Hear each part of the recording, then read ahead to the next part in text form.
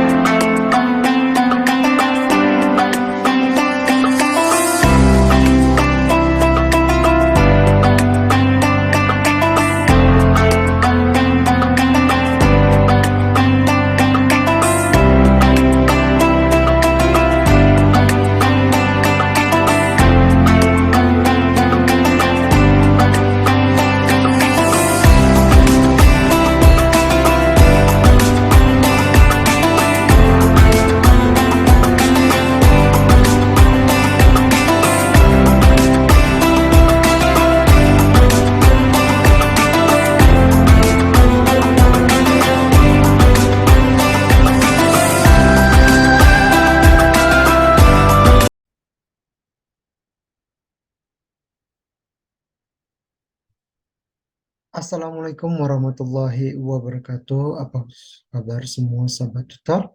Salam sehat, salam sejahtera bagi kita semua. Alhamdulillah sahabat tutor, kita bertemu lagi dalam pertemuan keempat dalam mata kuliah analisis kasus bisnis. Sahabat tutor, saya harap sahabat tutor masih tetap semangat, masih tetap mengerjakan diskusi dan tugas-tugas dari tutorial online ini. Baiklah sahabat tutor, dalam pertemuan keempat ini kita akan bahas tentang persediaan. Ya, kita akan menganalisa mengenai persediaan. Baiklah, marilah kita mulai mata kuliah analisis kasus bisnis ini dengan mengucapkan basmalah. Bismillahirrahmanirrahim.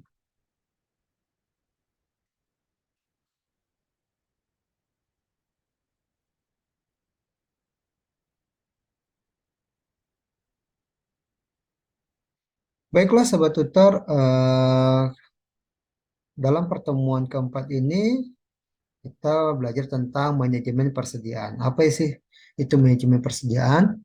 Saudara, semua sahabat tutor pasti mengenal yang namanya persediaan, di mana persediaan ini memiliki 4 jenis sahabat tutor, yaitu persediaan bahan mentah, atau bisa kita juga dengar itu bahan baku, persediaan barang setengah jadi, terus persediaan maintenance, terus repair, ya perbaikan, terus operating material, kita mau operasikan materialnya, lalu menjadi barang jadi. Jadi di sini kita bisa melihat ya sahabat tutor bahwasanya bahan mentah adalah bahan yang sudah dibeli tetapi belum diproses atau barang yang masih baku sekali atau baru kita ambil dari alam. Misalnya contoh seperti itu. Barang setengah jadi merupakan barang yang sedang dalam proses tetapi belum selesai, ibarat kata masih dalam proses. Barang setengah jadi ini sahabat tutor karena dalam pemrosesan memerlukan waktu yang disebut dengan waktu siklus. Baik sahabat tutor, untuk mengurangi siklus berarti kita mengurangi persediaan. MRO atau yang disebut dengan operating material itu merupakan persediaan yang diperlukan untuk pemeliharaan mesin peralatan agar proses dapat terus berjalan. Ya, Jadi butuh yang namanya kita pemeliharaan, sahabat tutor. Pemeliharaan mesin ini sangat menentukan kecepatan dan ketepatan sehingga hasil kualitas yang baik dari produksi barang. Sementara barang jadi adalah barang yang telah selesai diproses dan menunggu waktu pengiriman serta barang yang siap dijual. Model pengendalian persediaan mengasumsikan bahwa permintaan terhadap suatu item dapat tergantung ataupun tidak tergantung. Maksudnya dalam hal ini bebas terhadap permintaan barang lain. Misalnya permintaan kulkas tidak tergantung pada permintaan oven. Jadi ini dua hal yang berbeda. Permintaan kulkas ini disebut dengan permintaan bebas. Akan tetapi permintaan komponen oven akan tergantung pada permintaan oven itu sendiri. Pada modul ini kita akan pelajari model-model persediaan pada permintaan barang bebas. Sahabat tutor, perlu kita ketahui akan adanya biaya-biaya dalam manajemen persediaan. Ya. Oke, biaya-biaya dalam manajemen persediaan itu ada tiga macam. Yang pertama itu biaya penyimpanan atau holding cost. Yang kedua itu adalah biaya pemesanan atau ordering cost. Dan yang ketiga adalah biaya pemasangan atau setup cost. Biaya penyimpanan yaitu biaya-biaya yang berkaitan dengan penyimpanan persediaan sepanjang waktu tertentu. Oleh karena itu, biaya penyimpanan meliputi biaya-biaya yang berkaitan dengan penyimpanan seperti asuransi, penambahan staf, bahkan pembayaran bunga. Sementara biaya pemesanan atau ordering cost itu adalah biaya-biaya meliputi dari biaya pasok, formulir, proses pemesanan, tenaga untuk pemesanan, dan lain-lainnya. Lalu biaya pemasangan itu biaya meliputi biaya menyiapkan mesin-mesin untuk memproses pesanan. Biaya ini meliputi waktu dan tenaga kerja untuk membersihkan dan mengganti peralatan. Model-model persediaan untuk permintaan barang bebas itu ada tiga model. Yang pertama itu model dasar ekonomi atau ordering quality (EOQ), yaitu EOQ merupakan salah satu teknik pengendalian persediaan tertua dan masih banyak yang dikenal ya. Teknik ini relatif mudah digunakan ya. Tetapi menggunakan beberapa asumsi, sahabat tutor. Asumsi itu yang pertama, tingkat permintaan diketahui dan bersifat konstan. Artinya permintaan akan suatu barang ini itu memang sudah langganan ya, sahabat tutor ya, sudah langganan dan sudah di order ya atau dikontrak biasanya dengan jumlah yang sifatnya sama. Terus ada lead time diketahui dan bersifat konstan. Lead time ini adalah waktu di mana barang itu biasa dikirim ya, sahabat saudara. Jadi pengirimannya itu terjadwal. Kemudian persediaan diterima dengan segera dalam waktu cepat. Terus tidak ada diskon karena barang ini ya barang yang biasa atau barang kebutuhan pokok biasa, sahabat saudara. Terus biaya variabel yang muncul hanya biaya pemasangan dan pemesanan dan biaya penyimpanan. Kemudian terakhir itu adalah kehabisan stok dapat dihindari apabila pemesanan dilakukan pada waktu yang tepat. Jadi ya biasa barang baku kita harus stok, harus pesan uh, lebih lama sebelum barang kita akan dikirim. Dengan asumsi tersebut, grafik penggunaan persediaan sepanjang waktu terbentuk dari seperti gigi ikan hiu. Ya, gitu, itu bisa kita lihat nanti di tabelnya, sahabat tutor ya. Ini tabelnya. Jadi sini sahabat tutor bisa lihat ini tingkat persediaan yang yang Y tingkat persediaan, yang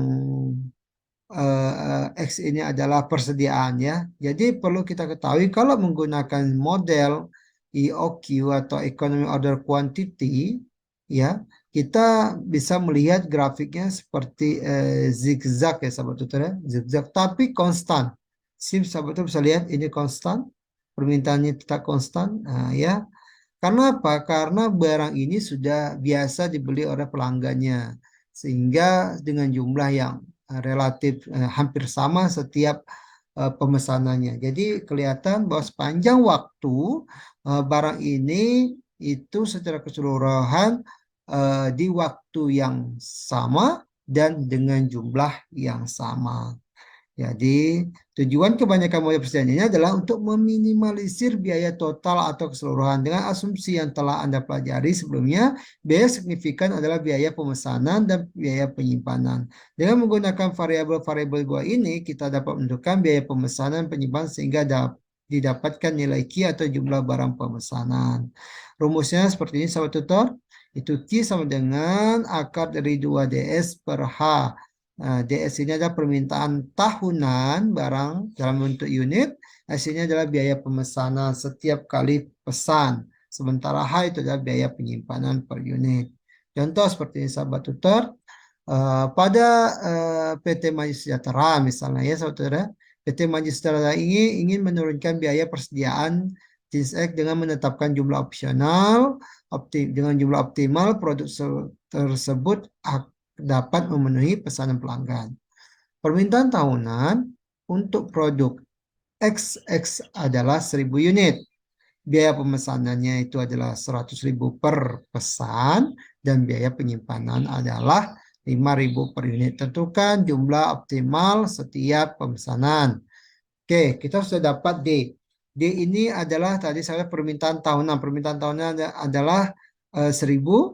S itu adalah biaya pemesanannya 100.000. Sementara H itu adalah biaya penyimpanan. Oke, jadi sini akar dari 2 dikali 1000 dikali 100.000 per 5.000. Jadi dapatlah akar 40.000. Akar dari 40.000 ini adalah 200 unit. Setelah kita mengetahui jumlah optimal dalam pemesanan, kita juga dapat mengetahui jumlah pemesanan yang dibuat sepanjang tahun dan waktu yang diinginkan antar pemesanan. Itu dengan rumus seperti ini.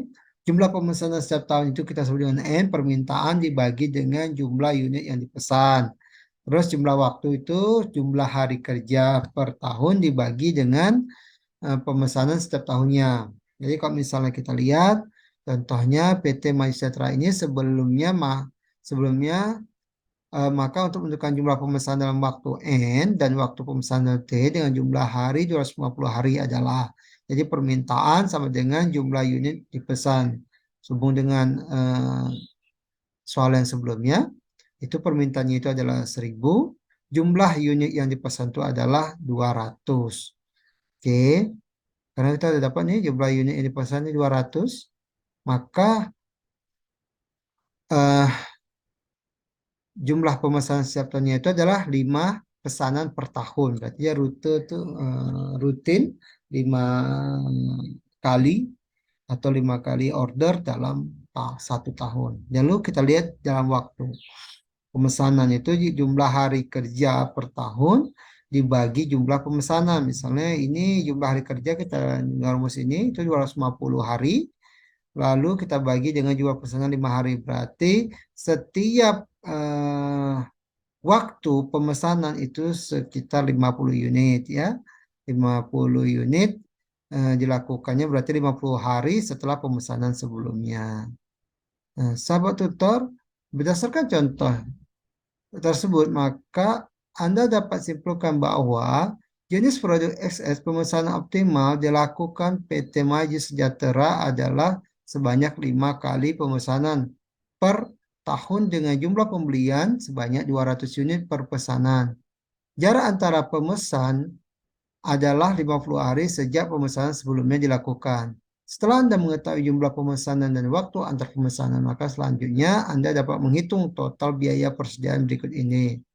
Dengan demikian, rumusnya seperti ini sahabat ya. Total cost atau TC itu D per Q S ditambah Q per 2H.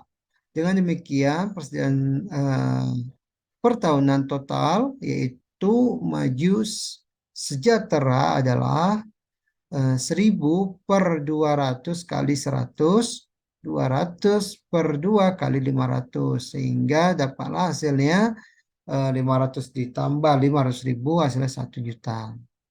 Oke, sini sahabat tutor bisa melihat contohnya.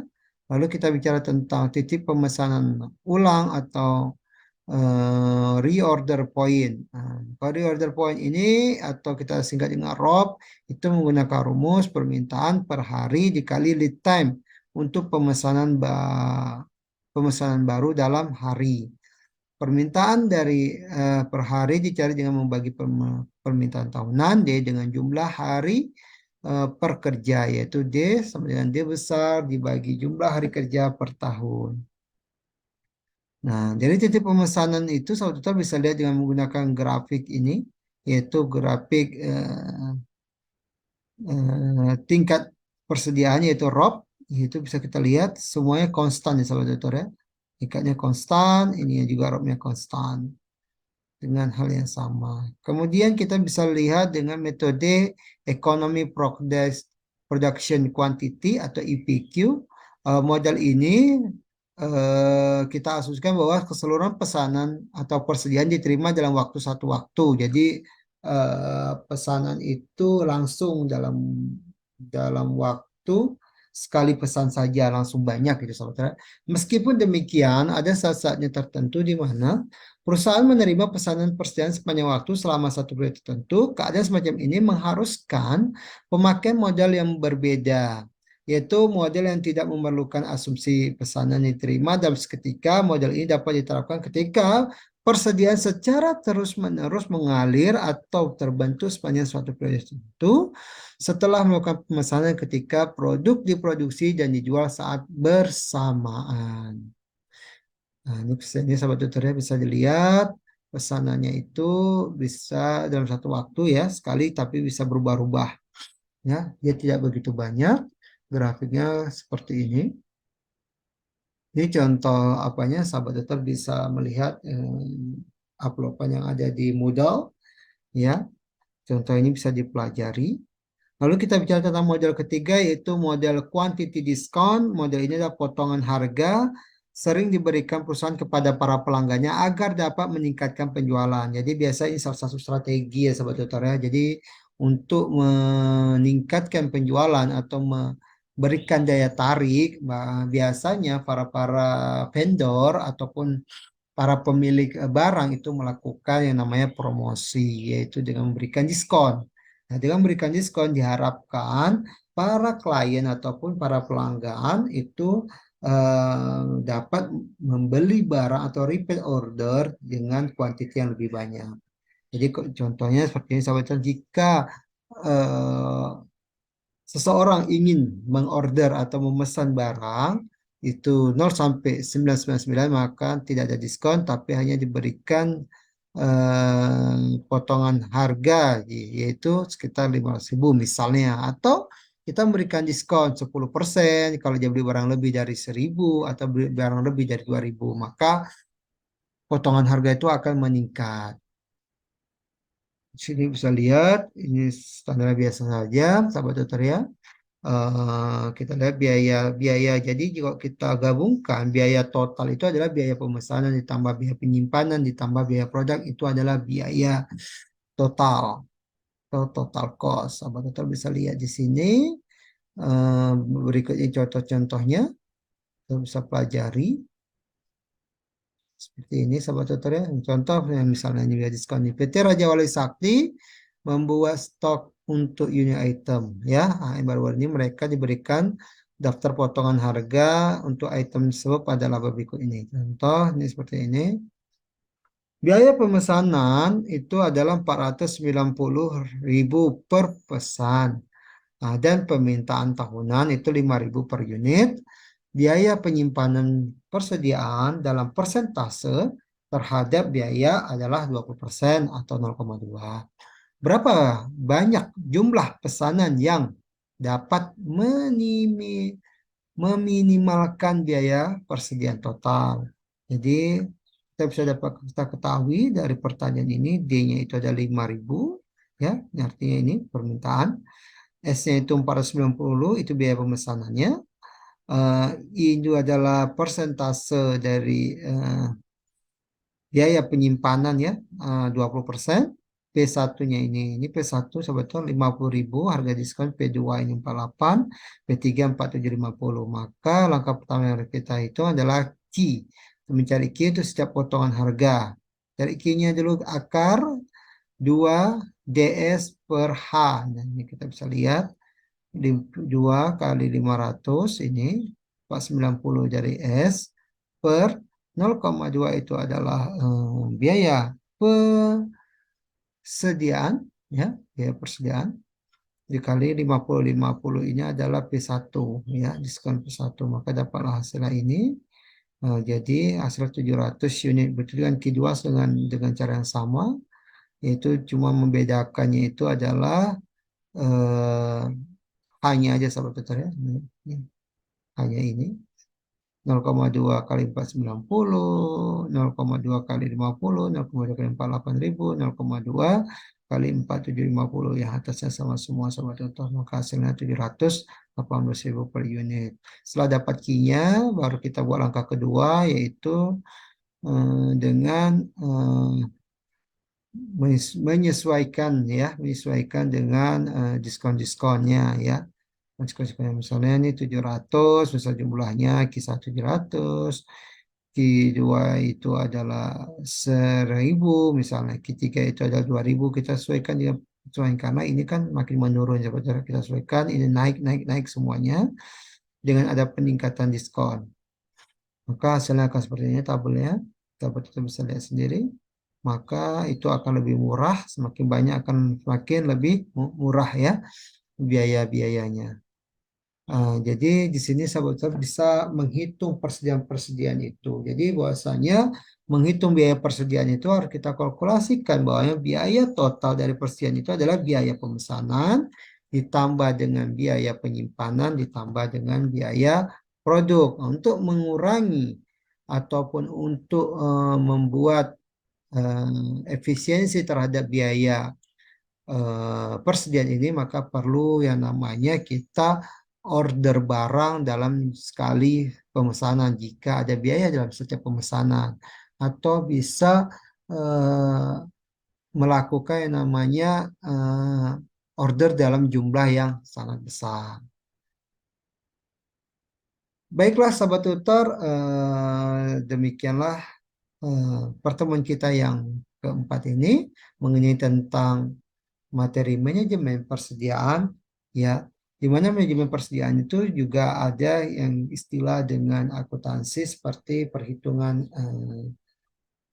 FIFO, first in first out, di mana barang yang pertama keluar, barang yang pertama masuk, barang yang pertama kali kita keluarkan, atau barang yang pertama kita beli itu barang yang pertama kita jual, atau dengan metode LIFO, last in first out, barang yang terakhir kita beli, barang yang terakhir kita jual, atau menggunakan metode yang terakhir itu metode average, yaitu metode rata-rata. Ini untuk menentukan harga setiap barang. Karena apa? Karena sifatnya harga barang itu selalu mengalami fluktuasi, kadang naik, kadang turun, tidak bersifat konstan. Sementara yang tadi kita bahas itu anggap saja barang itu bersifat harga yang sama. Yang kita pikirkan adalah bagaimana menurunkan biaya dalam penyimpanan, dalam pemesanan, maupun dalam pengiriman. Jadi kita berikan dengan harga yang sama. Sahabat tutor, demikian pertemuan keempat kita. Jika ada salah-salah kata, saya mohon maaf.